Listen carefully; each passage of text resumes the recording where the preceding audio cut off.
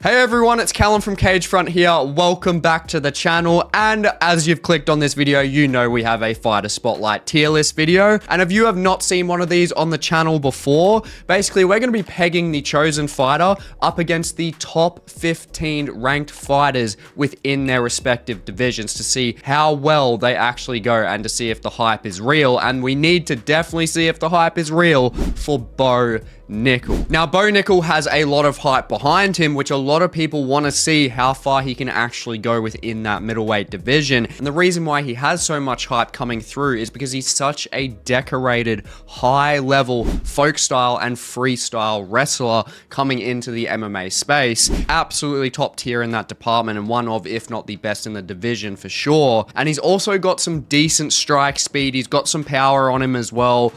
But there are some pretty identifiable flaws within his game, and you can't expect everything from him. He is only 7 fights in, and he's 7-0 within his MMA career. So it's going to be very interesting to see how he matches up against a lot of these guys within the top 15. And here is the tier list that we're going to be using to assess Bo Nickal's chances against the middleweight top 15. As you can see, we've got all of the middleweight fighters all in ranking position in order from start of Roman Kopylov to finish of Dricus Du Plessis. We're going to be going through each and every one of them, and they are going to be lining up in this tier list. Now, if you haven't seen any of the Fighter Spotlight tier list videos before and you're new here, then I will give a quick explanation of what they mean. Pretty self-explanatory, but ultimately, the higher it is, the better for Bo Nickal it is. The matchup is going to be better for him the higher it is on this tier list. That's why it's green, and the further it goes down to the point of red in nightmare matchups, it's a nightmare matchup for him. That's where Bo Nickal's most likely going to be a moderate to a heavy underdog, in my opinion. And stylistically, it's just going to be a bit of a nightmare for him. And then you've got tough matchups, which doesn't as much. And then we've got evenly matched, which is just pretty much 50-50 pick'em odds across the board, more so, or very close odds. And best matchup, obviously, is the best matchup who I believe he is going to be really wanting to face moving into the top 15. And Bo Nickal, talking of moving into the top 15, the guy is fighting Reinier De Ridder this weekend. He's fighting him this weekend, and if he beats him, that solidifies a position for him in the top 15, as Reinier De Ridder is technically 13th at the moment. Now, we do have a bit of movement because I am recording this after Ian Garry versus Carlos Prates, literally on the same day. So, which this should come out just literally today. But as we know, Michel Pereira had a pretty dog shit performance against Magomedov, so he's technically going to be dropping out of the rankings. That could also affect Roman Kopylov as well. Magomedov will be coming in. And then also, where's Jack Hermansson? Jack Hermansson is literally not in the rankings. I don't know why. I don't know if there's any specific reason, but I know there's inconsistencies when it comes to removing people from rankings with inactivity and not, you know, there's some inconsistency in there because, like, Brian Ortega, for example. Brian Ortega was someone that was out for so long. He kept a top 5 ranking position. And then we've got Jack Hermansson. I mean, in the same realm, he's not been out as nearly as long as Brian Ortega was, and he's been taken out of the ranking. So it's a bit interesting there. So I think the middleweight division's a little bit all over the shop at the moment, but we'll work with what we got. So when we look at Bo Nickal, if you haven't seen anything of him before, so he's 7-0, as I said in the intro. He's got very high level wrestling, freestyle, folk style level wrestling, and he has got pretty decent jiu-jitsu. He's got pretty good jiu-jitsu. I prefer his jiu-jitsu over his striking because his BJJ, like the actual submission attempts, are really just benefited by his wrestling. His ability to transition effectively through his wrestling gets him into the positions really well to then find submissions. Whereas the striking, he's got speed, he's got some power as well. He's got a pretty decent frame on him for middleweight as well. He's got 76-inch reach, and he's a southpaw as well. So he does pose some trickiness when it comes to just fighting on the feet naturally because of that, because of the reach, and because of the stance. But we saw him against Paul Craig, And it was not a good performance from Bo Nickal, realistically. He won the fight, but not easily. And when he's going up against Paul Craig, who has a threat on the ground with the submissions, there's other guys in here as well that do too. And if he is staying on the feet against a lot of these guys that are in this division, he will run into some problems because his striking was just so telegraphed in that fight. He was literally just winging overhands from so far out. There was literally no combinations or anything really piecing together, except like one or two in the third round. And he was finding success at that point, but he showed like none of it through the fight. So there are some concerns within it for Bo Nickal, but that's pretty much just a short overview of what Bo Nickal is realistically, and all the hype for him is just, you know, true, trusted American wrestler. That is why he's got a lot of hype on him, and he is a high caliber wrestler at that. And going against Roman Kopylov for 15th place, Roman Kopylov is a complete clash of styles for Bo Nickal. Roman Kopylov is a very, very dangerous kickboxer. Extremely dangerous. He's got a lot of power. He strings combinations fantastically well. He's got very good strike accuracy too. And he's someone that can work on the back foot or work on the front foot very effectively. And in terms of pressure, him putting Bo Nickal on the back foot is definitely a possibility for sure. And Bo Nickal, I don't really know much about him when it comes to being on the back foot, but as a wrestler, I highly doubt it's going to be anything fantastic. So Bo Nickal's realistically going to be wanting to be on the front foot, and he pretty much has been in every single fight he's been in. But if anyone's going to be able to pressure him backwards, that's where there might be some trouble for him. And Roman Kopylov, with the level of striking he has, that's where it's a big concern. However, I would be putting him in tough matchup. I would. However, Roman Kopylov, the ground game overall is a seismic hole for him. And when it comes to the takedown defense, not the worst, but going against Bo Nickal with that caliber of wrestling, Bo Nickal, if he's not getting chinned instantly, he is going to get Roman Kopylov down, and there is a possibility for a submission within that. Roman Kopylov isn't the greatest defensively on the ground in general, and we know Fluffy Hernandez exposed that for sure, and that's where I just think that there is a possibility for Bo Nickal to definitely take that fight. But same for Roman Kopylov, and that makes them evenly matched. Clash of styles, ground game is all Bo Nickal, the feet is literally all Roman Kopylov, so it's just evenly matched there across the board. Now, Michel Pereira, who's technically probably not even going to be in here because of his dog shit performance against Abus Magomedov, looked terrible. He looked terrible, honestly. Like, no urgency whatsoever. Got tired, literally throwing no output at all. It's, yeah, did not look good for him. And it really just depends. If Michel Pereira and Paulo Costa, these guys are problems when they're aggressive, but we're not seeing that at the moment, so we can't just judge that they're gonna just be aggressive again. I mean, because Michel Pereira has gone on, both of them have gone on consistent strings of not showing that aggression, and we now know where that puts them. They're just nowhere near as good when they are passive. And Michel Pereira being passive, if he is passive against Bo Nickal, Bo Nickal will swallow him. Bo Nickal will 100% swallow him. Because of the wrestling. The wrestling, he will be able to run circles around him on the ground, because that cardio of Michel Pereira is just going to work completely against him when it comes to Bo Nickal's gas tank and his wrestling transitions. Michel Pereira will be a sitting duck there. But if he does come out with the urgency, then there's definitely a good chance that he could knock out Bo Nickal on the feet, because Michel Pereira, when he is aggressive, just with his frame, his size, just that physical presence, he's someone that can definitely back up the opposition. And if he is able to be that aggressor, he's definitely got that chance of taking Bo Nickal out. And that's where, on the ground, I have Bo Nickal as well. So that's where I see it as more of an evenly matched, but it's definitely closer to that slight favorite for me. Now, looking at Reinier De Ridder, the guy that he's fighting in Iowa this weekend, Bo Nickal is a moderate favorite in this fight, and this is a very interesting matchup because it is another big clash, not so much of striker against grappler, it's wrestler against grappler. And Bo Nickal, like, his submission game so far has looked pretty impressive, and his wrestling is great. But Reinier De Ridder off his back, or literally anywhere, to be honest, when it comes to a submission game, is severely dangerous. He is a very dangerous submission artist, and that's where it's going to be so fascinating to literally see the extent of Bo Nickal's submission defense through his wrestling, because that is literally the whole answer to this. Because on the feet, overall, I do prefer Reinier De Ridder. He's got a nice stiff jab. He's got the reach advantage. He's not the fastest guy.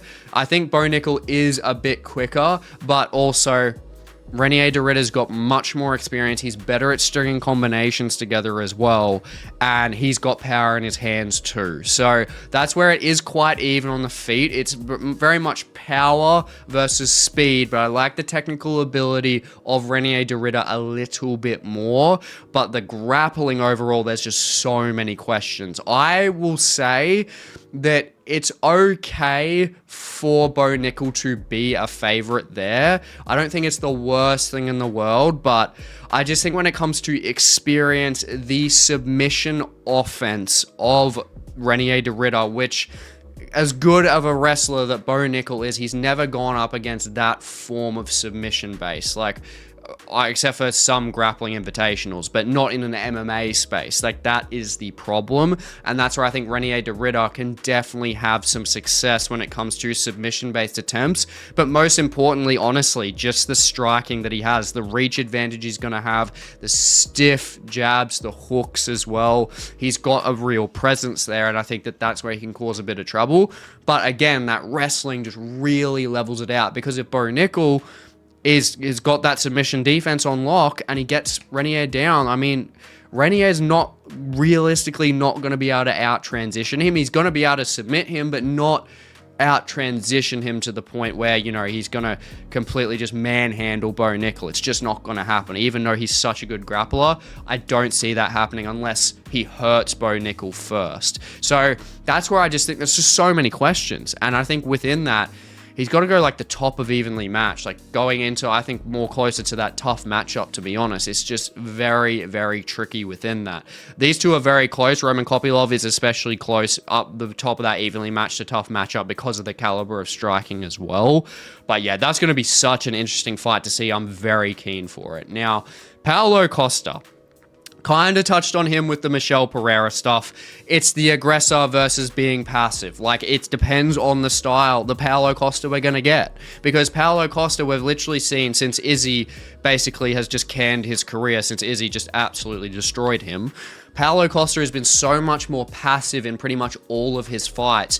The only glimpse that we've really had of him being more so an aggressor is against Robert Whittaker in their first round, and he almost took Whittaker's head off. Like, Costa's got so much ability within him. Like, he just needs to be the aggressor. He needs to bring back that old Costa, that 14-0 Costa, who was just ransacking through everyone. He was having absolute wars with Yoel Romero. Like, the guy had so much confidence. If he comes in and fights Bo Nickal, if that aggressor comes in, I've got him as a tough matchup, if that one does come in.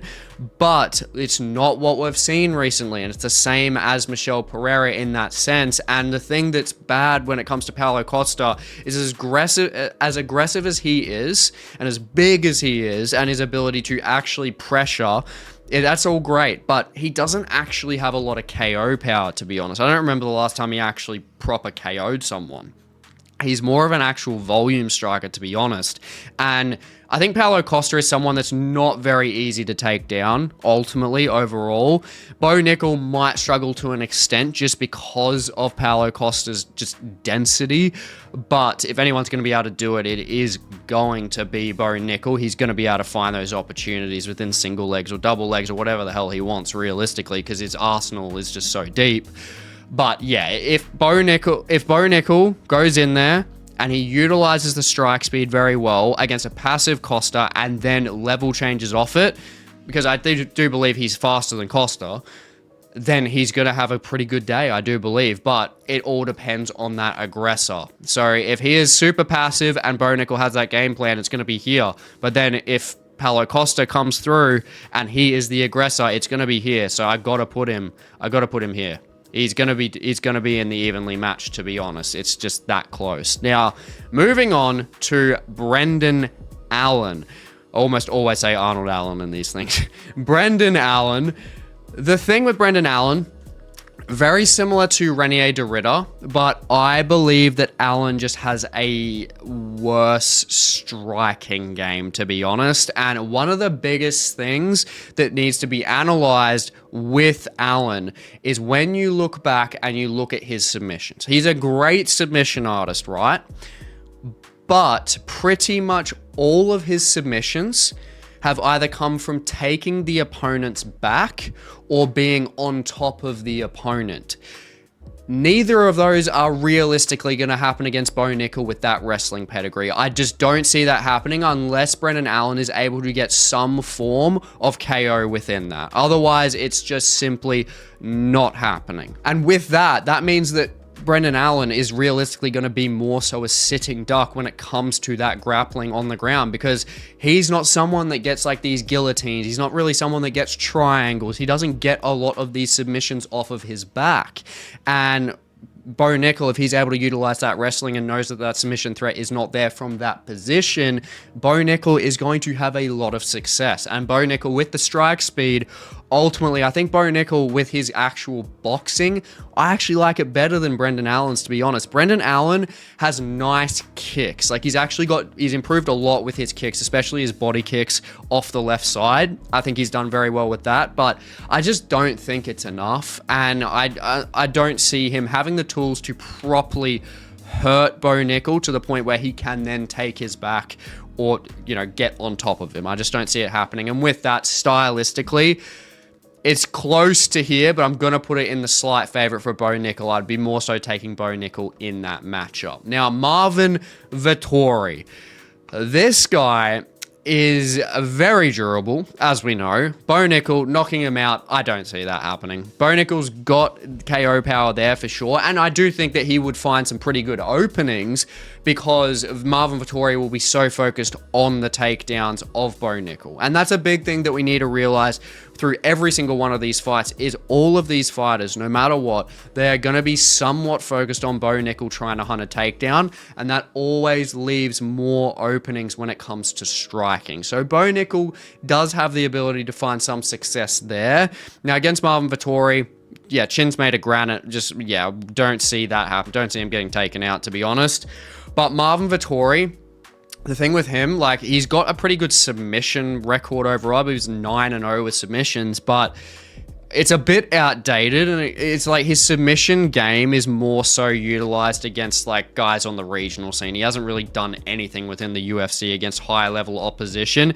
He's done it against guys that are just worse than Bo Nickal for sure. And I don't think Bo Nickal is going to have much to worry about if he gets Marvin Vettori down and puts him on his ass, puts him on his back, and then is transitioning. I don't think he has many submissions to really worry about, to be honest. And Marvin Vettori is not as fast as Bo Nickal either. I just don't see that strike speed coming in. And Marvin Vettori got taken down by Jared Cannonier multiple times after getting his literal face absolutely mutilated by him too. So there's just a lot of avenues, to be honest, for Bo Nickal against Marvin Vettori. I think that is honestly the best matchup that he can take. I do think so. I just think there's nothing that's really like severely a threat from Marvin Vettori to give Bo Nickal any real serious problems. Now, moving on to Anthony Fluffy Hernandez. Fluffy is just a pain in the ass for anyone. This guy, I love him. Like, Fluffy is awesome. He's so gritty. He's got so much cardio. The only thing that is not good with him is his body. His body, like his actual ability to absorb damage within his frame, no, it's not good. We've seen his body get hurt by Michel Pereira. He got literally finished by Kevin Holland from body shots. But Bo Nickal, we don't see any body shots from him, to be honest. He's more of a headhunter. And that's where Fluffy, I mean, if he's not taking out Fluffy's body, Fluffy is going to give Bo Nickal a lot to think about. I mean, Fluffy's got submissions that he can get from pretty much anywhere. His striking overall, with the volume that he's going to be able to put on, the suffocation that he is going to be able to utilize against Bo Nickal and put him on the back foot.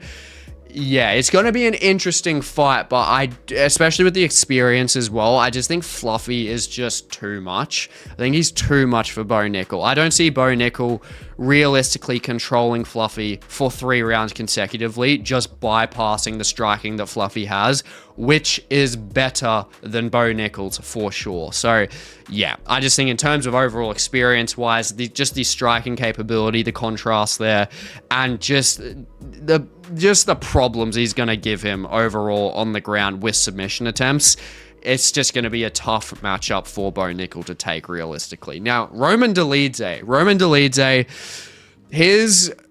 I like him more than Marvin Vettori overall, but he's just, realistically, he's getting older. He just doesn't really have much that he's going to be able to offer in the matchup against Bo Nickal, to be honest. I don't see that going to be much there that Bo Nickal's going to have to really worry about. Like, Roman Dolidze isn't a seriously big power puncher. He's not the best wrestler. He doesn't have, like, the greatest submissions either. That's probably the worst thing that Bo Nickal's going to have to worry about is the actual submissions.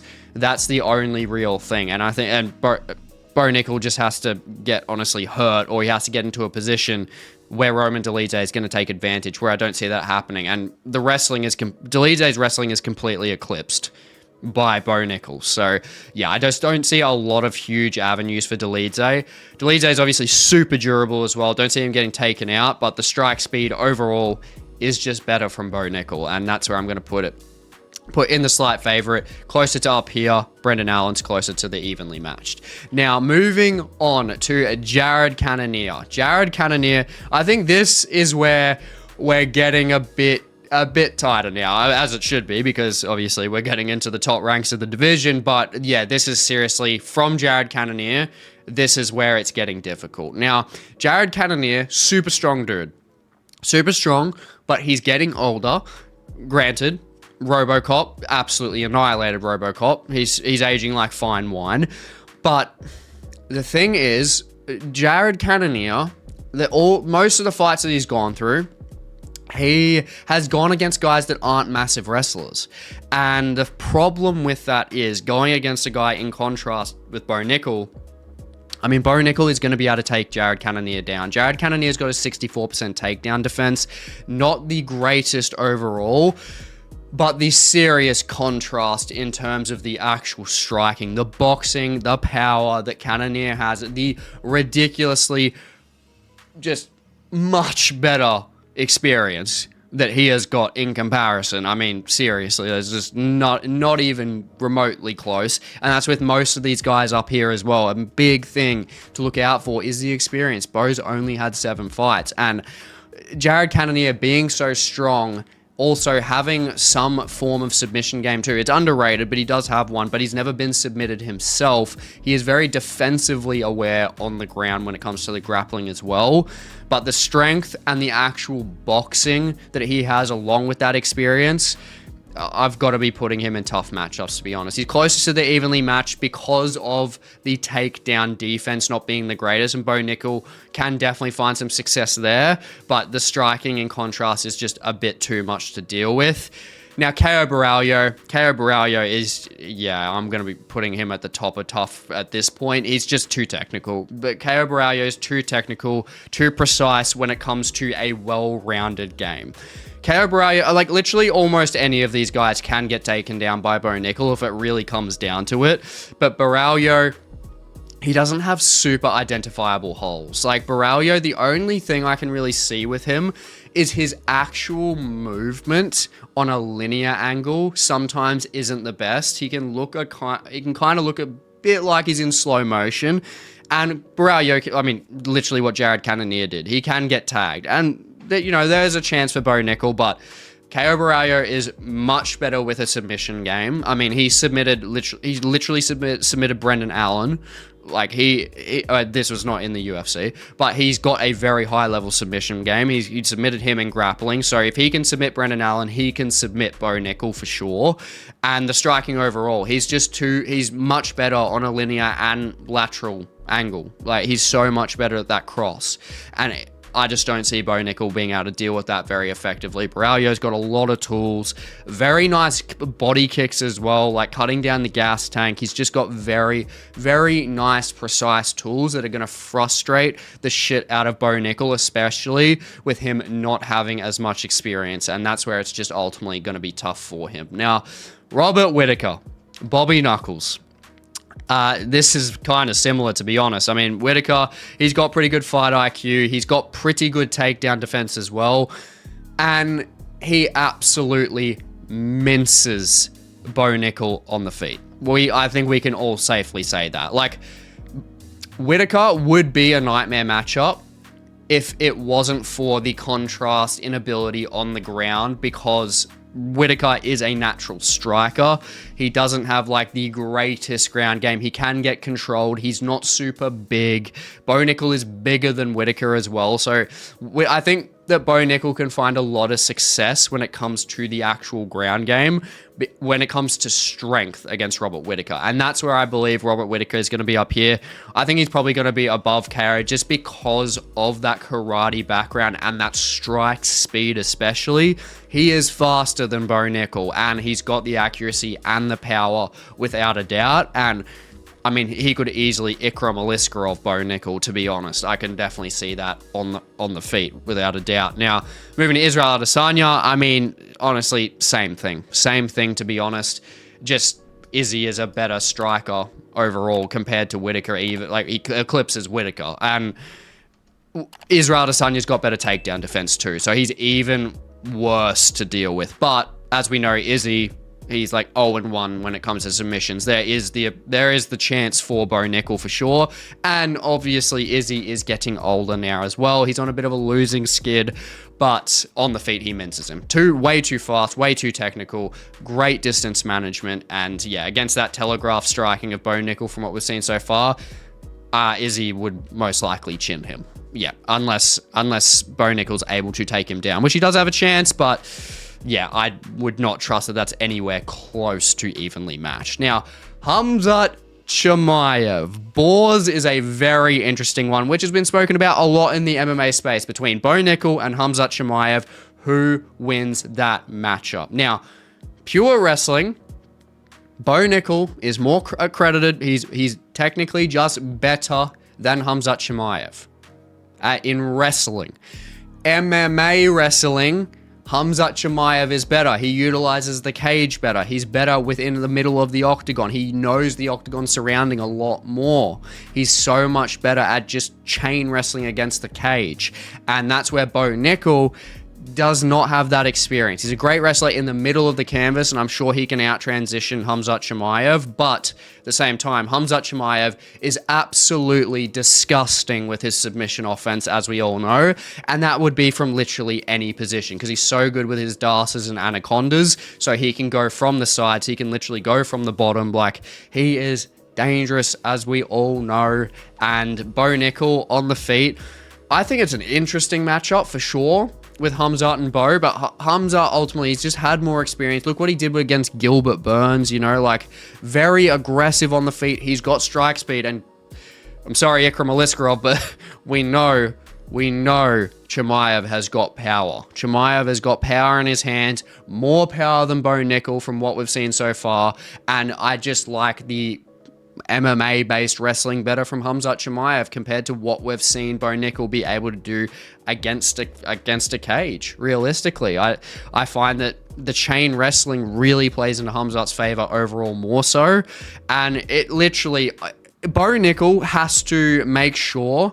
The biggest thing for him, obviously, in comparison to Khamzat Chimaev, is the gas tank. Like, if Bo can survive any submission-based attempts, if his submission defense is literally perfect and he can time things perfectly through that first round and just stay tight as anything, and he survives, then he's got a good chance, because the cardio difference It's more so in Bo Nickal's favor. And that's where Khamzat can slip up and make some mistakes. Moving through the, possibly if they fight, possibly championship rounds, through 4th and 5th rounds. That's where it could be getting very dangerous for Khamzat Chimaev. And we could really see Bo Nickal's wrestling take over. But that's a big if. That's if Bo Nickal is getting through that first round. And when it comes to the chain wrestling, the submission offense, and the overall better striking, Khamzat Chimaev is a tough matchup for Bo Nickal at this point in time. Now, Sean Strickland, he is definitely not the hardest guy to take down ultimately. Not too difficult. I think that Bo would be able to if Bo can get through the striking, which Strickland is just too clean with his boxing. Too clean, and ultimately the crux of it all is Strickland's defensive striking, his Philly shell ability, his ability to throw knees up the middle, his teeps. He's just going to frustrate Bo. That will be one of the most frustrating matchups along with Fluffy Hernandez. I think those ones are just going to be a lot to deal with. And Strickland's also never been submitted. He's got an underrated ground game anyway. And he does have a submission arsenal under his belt too. And he's big. He's big. Strickland is big. Bo Nickal's big too, but Strickland, he really is so good at utilizing distance management. And all I'm picturing is the telegraphed overhand that Bo Nickal used against Paul Craig against that lightning fast jab of Sean Strickland. I just don't see Bo Nickal being able to have any sort of favorable matchup on the feet. And when it comes to the ground game, Bo Nickal will have the advantage, but the contrast between the wrestling advantage compared to the advantage that Strickland has on the feet, and Strickland's gas tank is good as well. Yeah, in terms of that actual fight, Strickland is a tough matchup. Now, Strickland, I'm gonna have to put him probably here, to be honest. I think just the actual caliber of offensive striking to get knockouts is where it's a problem from Izzy and Whittaker.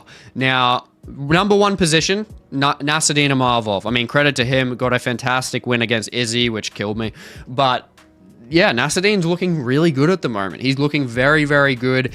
He's ultimately with the striking, he's going to be a lot to deal with. He's got power. He's good at mixing in combinations. He's just a hard guy when it comes to his actual physical stature. He's a hard guy to deal with. He's got decent leg reach. He utilizes actual teeps pretty well, and his boxing is really, really nice, really clean. And distance management for him is very, very good. Now, his wrestling isn't ultimately the best, and I think Bo Nickal could find a lot more success on the ground against Nassourdine than any of the guys in the tough matchups, to be honest. I think that there is that there, but the level of Nassourdine's boxing is just, it's like, if it was any lower, I'd put it here, but I think he's at the bottom of tough matchups, to be honest. Wrestling isn't the greatest overall, and he's not as fast as a lot of these guys, or more so as technical as in terms of being well-rounded. He's as technical as Caio Borralho on the feet, but Caio Borralho's submission game just completely eclipses that. So yeah, I'm going to be putting him at the end of tough matchups. Now, from there, Dricus Du Plessis, the champion, easily best matchup. It would destroy Dricus in his fucking dreams. Dricus is the nightmare matchup for him. 100%. Dricus is just so well-rounded. He's got submissions on the top. He's got submissions on the bottom. He's extremely strong. He's got unorthodox striking to deal with. He's got KO power. I don't think there's much of an analysis here. I think Bo would get absolutely cleaned up in that fight. And for Bo, ultimately, look, the wrestling is great. His freestyle wrestling background is huge for him. It's a great base for MMA. He's got great cardio. He's got the takedowns there. He is a threat. But the problem is that he's 7-0. He's coming through in the UFC very quickly into the ranking positions because you can't hold him off for that long. But he's fought guys like Pickett, Val Woodburn, Paul Craig, Cody Brundage. None of those guys are even remotely close to the guys we've got in these rankings. And You could say Paul Craig, but Bo Nickal did not look good at all against Paul Craig, to be honest. And that grappling overall, his wrestling itself, is just not going to be enough against the elite of the division that we have here. It's just not going to be enough because the striking lags behind pretty much almost all of them, and then also his submission game is good because it bounces off his wrestling, but against a lot of these other guys like your Dricus, like your Khamzat, like your Caio Borralhos, like your Fluffies, it's just not going to be enough at this point in time. And if he is not matched up appropriately at the start of this ranking run, he is going to get decked. I am very confident of that. I think if you give Bo Nickal another 3 years for his striking and his BJJ to come through, he's 29 years old right now, so he'd be 32, he'd be in his prime age range.